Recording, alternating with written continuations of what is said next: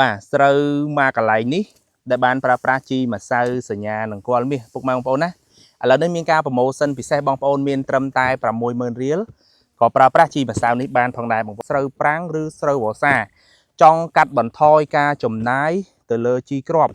បាទចង់ចំណេញបានច្រើនបងប្អូនអាចប្រើជាមួយនឹងជីម្សៅសញ្ញានឹងគល់នេះបានផងដែរហើយអ្វីដែលពិសេសបងប្អូនអាចយកទៅលាយទឹកបាញ់ក៏បានលាយជាមួយនឹងជីគ្រាប់ក៏បានដែរជួយកាត់បន្ថយការប្រើប្រាស់ជីគ្រាប់បានច្រើនជួយឲ្យស្រូវរបស់យើងបែកគុំបានខ្លាំងដើមថ្លោល្អស្លឹកខៀវបានយូរបាទផ្ដោតទៅលើទម្ងន់ពណ៌សម្បុរភ្លឺថ្លាបាទมันមានបញ្ហាសត្វល្អិត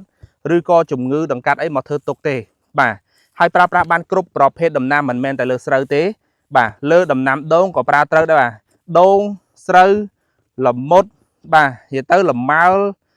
ទុរេនបាទប្រើប្រាស់បានគ្រប់ប្រភេទបាទអញ្ចឹងសម្រាប់ការកាត់បន្ថយជីកាលវគ្គមុនយើងប្រើក្នុងមហាត់ 8B បាទហើយតប្រើជីនគរមាសនេះយើងប្រើតែ 6B ទេបាទបាញ់លេជាមួយនឹងជីទឹកនគរមាសហ្នឹងអញ្ចឹងការកើនឡើងទិន្នផលពីមុនយើងច្រូតក្នុងមហាត់បានតែ60ស្បោង63ហ្នឹង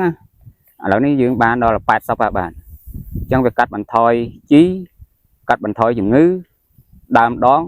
ថ្លោះរឹងមាំល្អផ្លែក៏ល្អគួរធំបាទផ្លែសល្អទៀត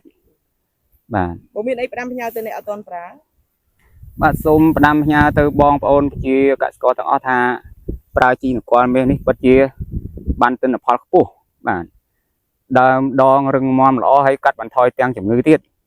បងប្អូនប្រើទៅមិនខុស